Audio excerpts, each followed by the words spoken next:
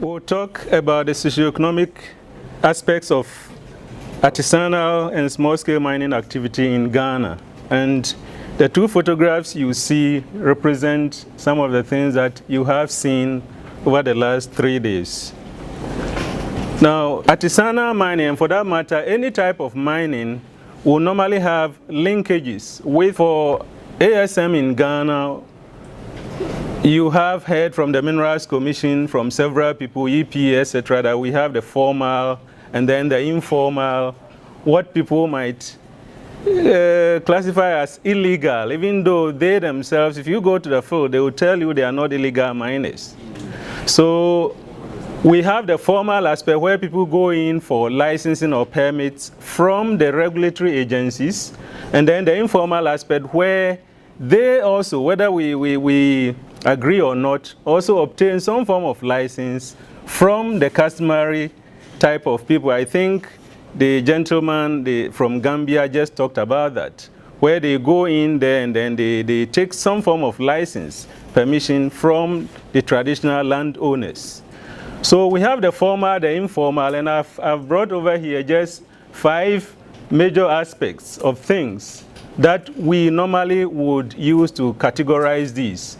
Now, in terms of the licensing, the statutory aspect is where the state or the nation or the country would have normally various agencies, the EPA, the Minerals Commission, etc., that would tend to regulate in terms of the permitting process for the miners, and that will come under the formal. For the informal, we've put in there the customary, because you have access to the land. Why do they get access to the land? How do they get access to the land?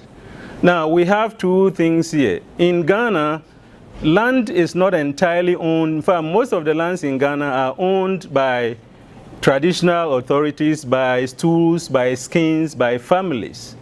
And once you have to go and work on the land, it means that even if you have something from the government officially permitting you to do that, you still would have to have some license from the traditional authority, the owners of the land. Now, in terms of participation, for the former small-scale miners, we don't have the statistics, but I think in terms of the volume or the quantum, they might be quite small compared to the illegal miners in terms of participants involved. Now, in terms of areas of coverage, the former ones may be limited in terms of the areas they cover. The informal ones, or the illegal, if we can call them that way, are quite widespread. They are distributed all over the country, especially in the mineral-rich areas. Now, in terms of production, the former ones may have high production confined to an area, but they may have high production compared to, if you're aggregating them, a single or a group of informal miners.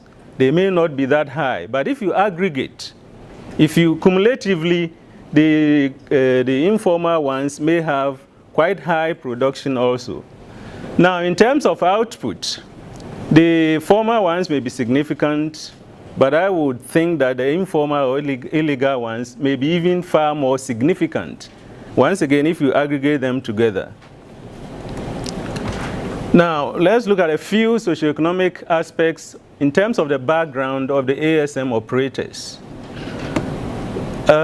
If you were to visit an ASM site, an artisanal mining site, and mainly the illegal, but also the legal, because we have heard many times that sometimes the distinction is quite what?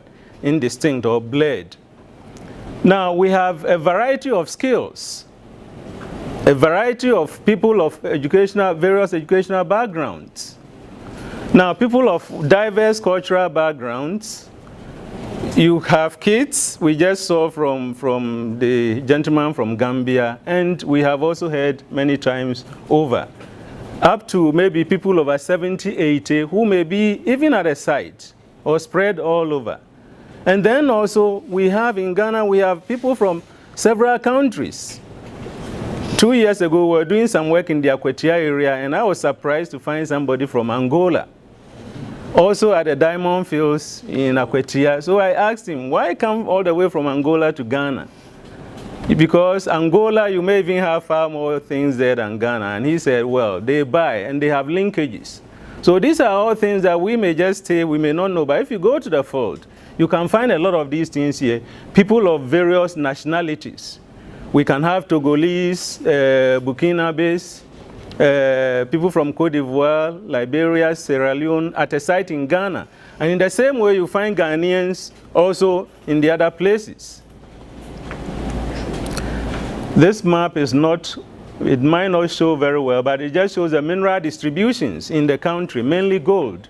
So what you see is that most of these people are spread all over, from the southwest up to the north, except maybe for Accra and some other areas. And that is the more reason why maybe we don't find illegal miners or artisanal miners in Accra and other places, because the resource is not there.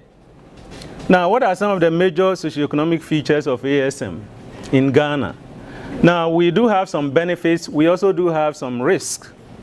Now, part of the benefits will be that artisanal mining usually provides what? Livelihoods.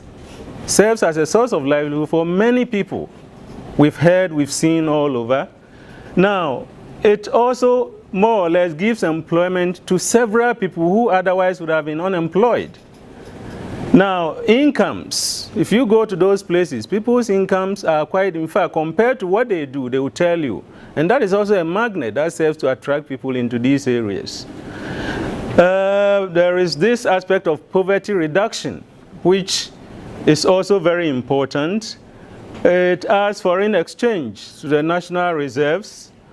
And then also people acquire skills, whether we like it or not. There are people who go in there, and as a result of skills transfer, they also acquire skills.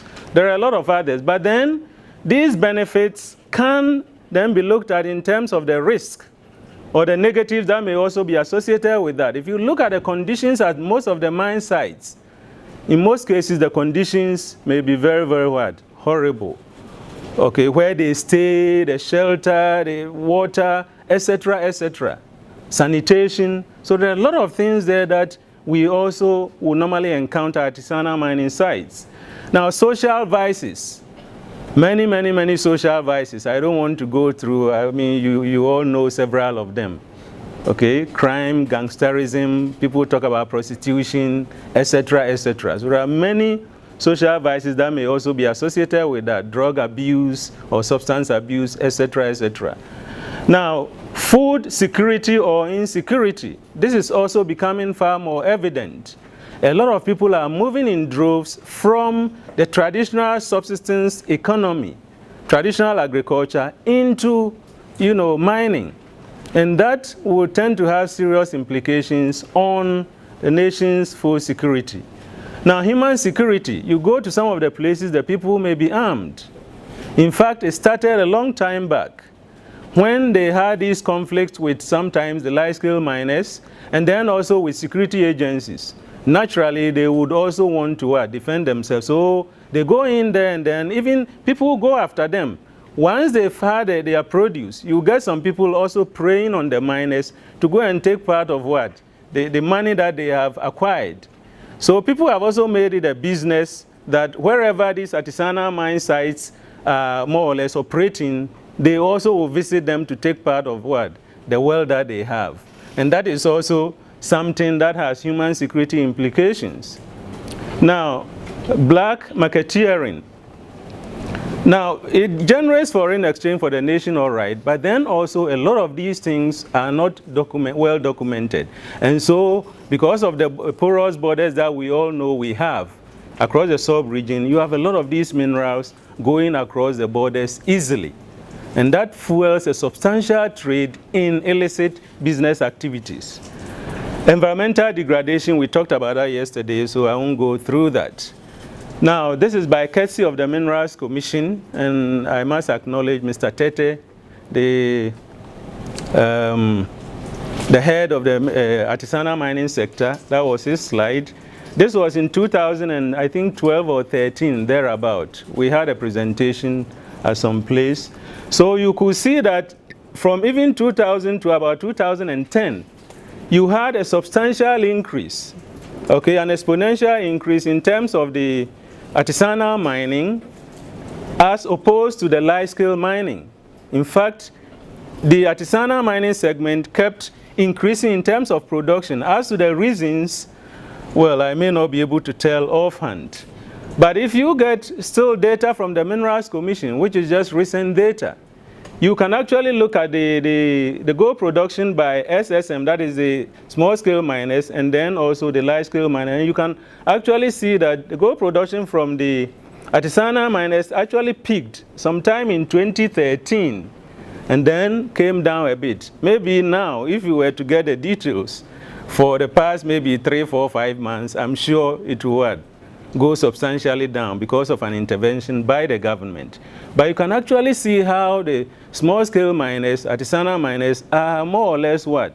Rivaling the large-scale mines. Producing about a third of the output that the large-scale miners do means that economically and socially it's going to have what? Quite significant impact. So if we are able to address the negatives, maybe it's a way of harnessing a lot of the benefits to what? The nation, that the nation can actually derive.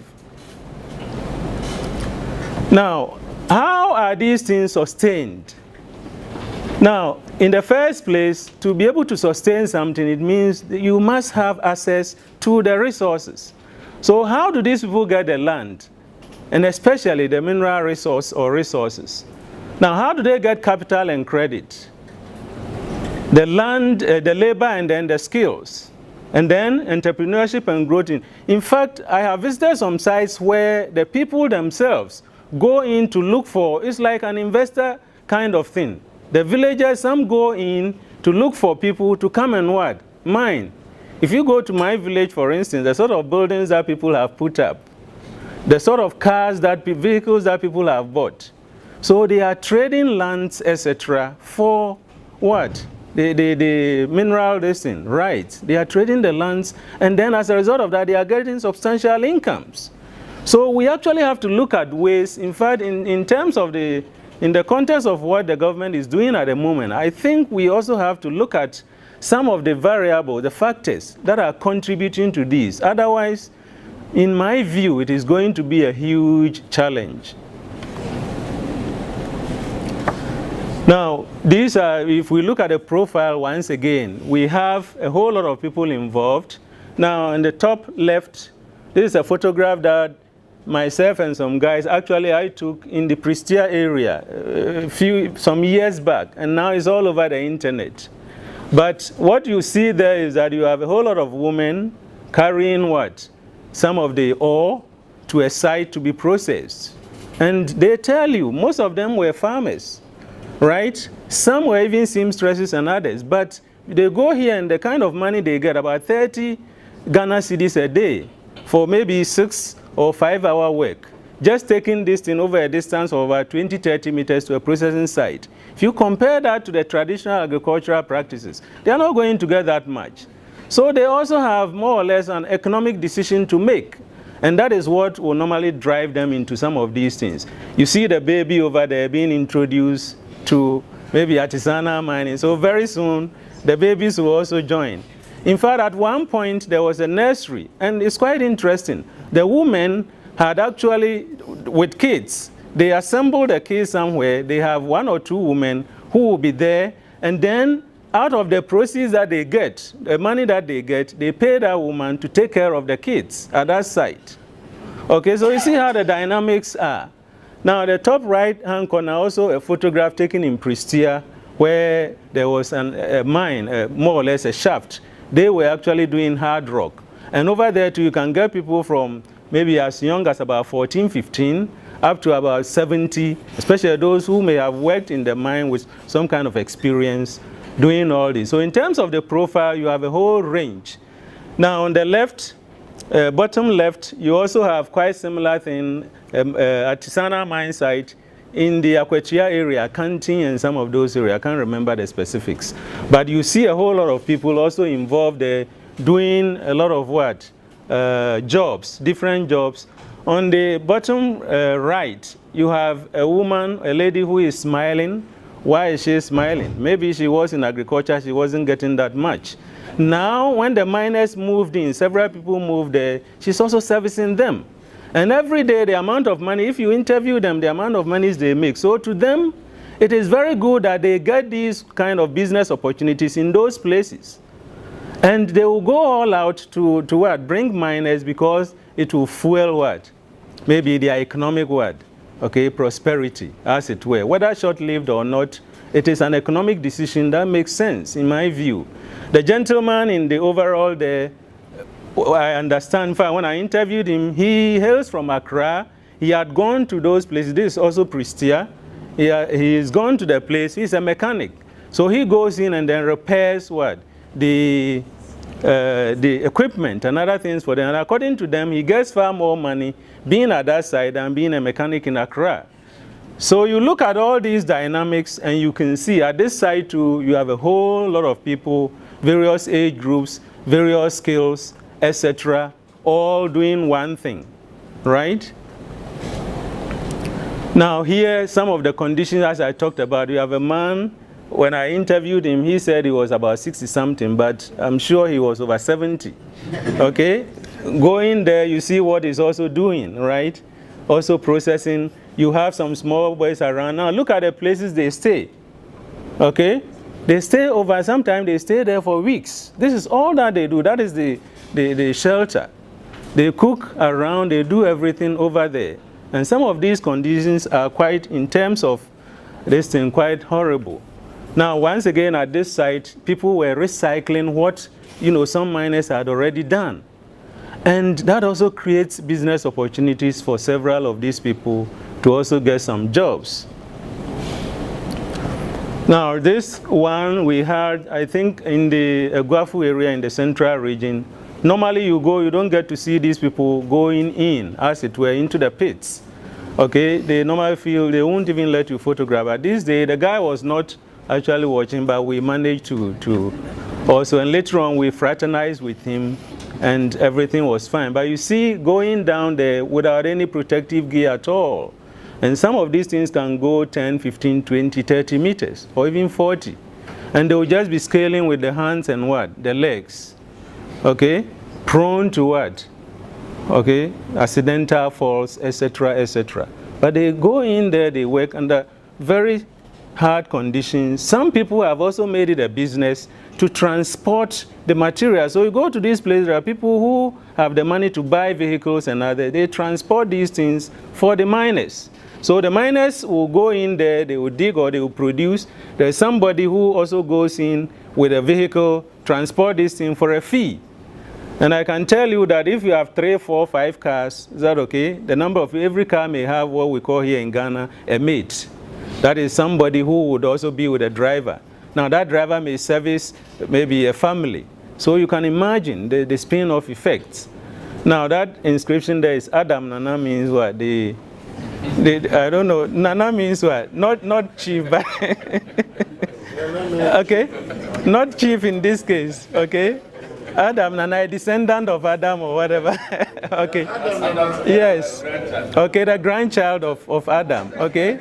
So the grandchild of Adam must survive. Is that not it?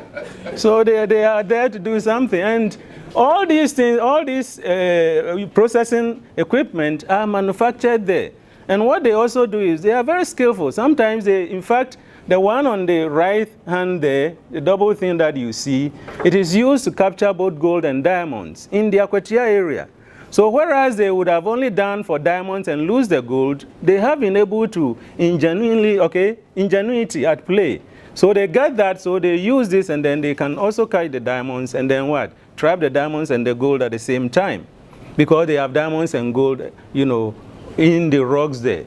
Now, if you go to most of the area, this is the sort of thing that you see. Cocoa farms, drying of cocoa, very old people. These days, you don't get the young people going into these things at all. Why? Because, in my view, as I said, it makes economic sense. You go into weed, is that okay?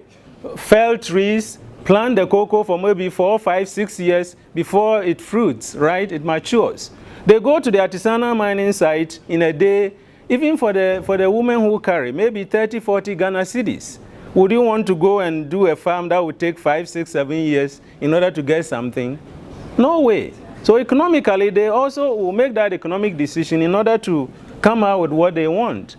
Now, in actual sense, at the end of the day, you know, people are happy, especially the miners, when they have something like this, right? Okay, this may be about 3, 4 days work. So once they congregate, they take out their gold, they are happy, but they forget about other consequences. So, in terms of the socioeconomic aspects, what are some of the things that we know? In fact, to be able to understand these things, we actually have to delve deep into what they do. Now, there are certain things that we tend to have some fair knowledge. There are some that we may have some partial knowledge, some that the knowledge may be quite sketchy.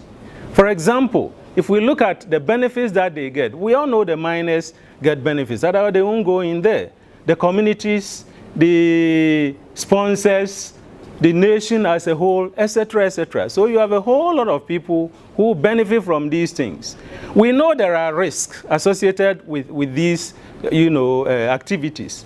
We certainly know there are collaborators. People collaborate. Indeed, I'm happy that the regulators are here, but there is this perception that some of the regulators do what? Collaborate with the artisanal miners. Even though the artisanal miners, I'm sure there are some people also here, sometimes they can also have a double tongue, whether you like it or not. They might tell you that, oh, the regulator came, we've given that person money. Meanwhile, it is what? Not true. But we also know there are conflicts. We know that there are regulations governing these things. Now, we know that there have been many initiatives, in fact, the World Bank and other people, NGOs, even academia, lots of research, right? Development partners. But what is still happening? Do we actually take a lot of these things, go into that, look at the lessons and others, learn from them? I don't think we have done that much. Now, some of them, as I said, we tend to have some partial knowledge. We know that there are frequent disasters. Now, as to whether we can even document or we do document, that is a different thing altogether. But I think it's about time that we had that kind of statistics to be able to document what is happening in which areas, how many people, unfortunately, are losing their lives, where and when, etc., etc. So that will serve as a guide as to how to tackle some of these problems. We know that there is a trade, a very lucrative trade associated with that. That trade has a source. It starts from somewhere, right? And then you also have it ending somewhere. We all know these things. What are we doing? Statistics. If you ask anybody right now about the number of people, they will tell you there are estimates about 1 million estimates. Throughout the sub-region, everything is what? Estimates. But there are real people working in real time, in real what? Places. Why can't we do something to get actual figures so that we can plan? Now, artisanal mining populations, as yet, we don't even know. Even at one site, we haven't even been able to document. We know that people have done alternatives, or what they call alternative livelihood for some of these people, grass cutter, rearing or whatever, snail farming. But those people will not, you go there, they will tell you, if you think snail farming is good, why don't you go in there and then you want us to go and do snail farming, mushroom farming. So they will, once again, they will look at all these business Okay, the economic opportunities and then drift towards there. So if we are to fashion out alternatives, we actually have to be careful what will be suitable to them. Otherwise, no matter how much we spend on these, the time, the effort, the money, I don't think it will be worth it. In the end, in my view, it may not. The geological characteristics of the material they are taking. Now, almost everybody that gave a presentation from the various countries talked about that. What are we doing? It's about time that we looked, we took a serious look at the geology of what they are taking so that we can advise, so that they can improve on the recoveries, the processing methods, etc., etc. Now, in some of the areas, we virtually have little or no knowledge. Some of the drivers and the things, the dynamics involved, as I said, if you go to the sites, sometimes it's quite revealing. And if you go and then you talk to them, you will then understand the basis as to why and how they may be doing some of the things. For all you know, they may just tell you what you want to hear. In fact, it's quite common. When you go, they will tell you what you want to hear, and then when you leave, they will turn and do what they actually think they prefer. So, collaboration. They do collaborate with people on the ground, because most of the miners don't come from the places where they work. Okay, so there has to be a very strong bond between them, and they collaborate with the people, the cost-benefit analysis of some of these things. We know that there are people who are also complicit, more or less involved. We know there are opportunities. There is ASM groups. There are movements around we don't know. In fact, we documented some kind of movement of some of these miners from one point to the other. And if you look at them and then you ask them, they will tell you. Sometimes they go to a place, the resource may not be that rich, they move to another, that rich, they move to another. And these days, they are being helped a lot by technology. A cell phone, somebody can just place a call, oh, this area is rich. You see the person maybe operating in the eastern region, the next day they are in the northern region. So technology has also facilitated their movement so much so, and it's also enhancing the way they operate. Now the demography, okay, the age groups, etc., disease burdens. People have written and talked about disease, etc. We still don't have any word, okay? Tangible data, concrete data to more or less actually look at these and see how they are more or less a challenge in themselves over time. The psychology of the miners. Now the photograph here, it may not come very well, appear to you very well, but these people going down maybe 30, 40, 50 meters. What do they think? And I remember at some point, we went into a place, and then there was this thing, a pit. Once we left the pit, in fact, I went in, and as a geologist, I saw that there were instability in the kind of things that they were doing. Because you had a gravel pack, you had clays, you had this, okay? Now, if they excavated the gravel, the ore-bearing gravel at the base, now, if you have water infiltrating from the top, the water will normally, more or less, the clay will not allow the water, right, to permeate. So the water comes in on top. They are excavating at the base. There's a possibility of what? Okay, a cave-in. So I went in the pit, and I told them that I wanted to advise them. They said around 12. That was around 10-something. Then they all gathered. We left the pit, not quite 10, 15, 20 minutes, there was a huge cave-in. In fact, we even took the people, about 4 of them, to hospital, but you could see that they were already gasping for breath. They were dead already. Okay, so and the next moment, even though people would have died, the next 3, 4, 5 days or a week, people will still go there.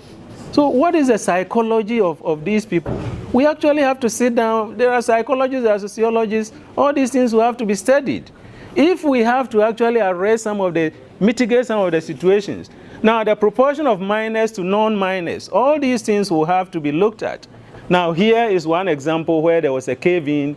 You see somebody there, an old man, pointing to where the people might be. And, okay, here they were actually taking some people out. Here you can see somebody is taken out lifeless. There were others in there. And my friend here was so distraught that he couldn't even have a look because a friend of his was actually involved. All these things are happening even as we speak. What are we doing? Now, this is one of my favorite photographs. I go to some of those places as a geologist. We move in the bush. You see the school kids nicely dressed in the bush. In the bush. So they have, yesterday we were talking about education. Even in those areas, there are some people who may not necessarily want to go into artisanal mining. They may still want to find a future in education. But if the state does not support them in that regard, most of them will end up where? Where are they going to end up? ASM. So we're going to have more numbers, we're going to have more problems, we're going to multiply our challenges. Now, you can see me with a GPS, with some of the nice teachers around, and look at the school building in the background, right? It is our duty, as I said, education. We have to help them. The government, the regulatory agencies, we have to come together and make sure that we map out some of these areas, and then make us some special programs for them. Otherwise, we're going to have lots of problems. What are some of the challenges? Socially, economically, we've talked about that, but you cannot divorce the social and the economic from the political. So even though we are looking at the social, economic, we have to look at the political, we have to look at the cultural, and then other aspects. They are all intertwined. And therefore, we have to take a holistic look. What is the way forward? Now, policy intervention, the government is doing that in Ghana at the moment. I really doubt if, indeed, in the end, it could be sustainable. So it is our duty as geoscientists, as geologists, and people working to help them understand the problem so they can what? Create appropriate challenges to meet that. Now, stakeholder participation, we have gathered here. In most cases, the communities, we don't get them in. The people that matter most. Data on ASM, popular education and awareness, we've talked about that. But more importantly, I think we should integrate this thing into national development programs. It should not be a stopgap thing. Because of the consequences, we should factor this in national development programs. How do we proceed from here? We must all look at the rewards, the risk, and then the hindrances and those things that can help us. And then I think we should also do a trend analysis. We look at the past. 10, 15 years ago, 20 years ago, people were not talking about artisanal mining. They were rather talking about large-scale mines taking over so much lands. So the degradation, more or less, was on what? The large-scale miners. Now people don't talk about the large-scale miners anymore. You see that it's been what? Reversed. Why did these things happen? We look at the present, what is happening now, and then we extrapolate into the future. So I thank you all very much for the attention.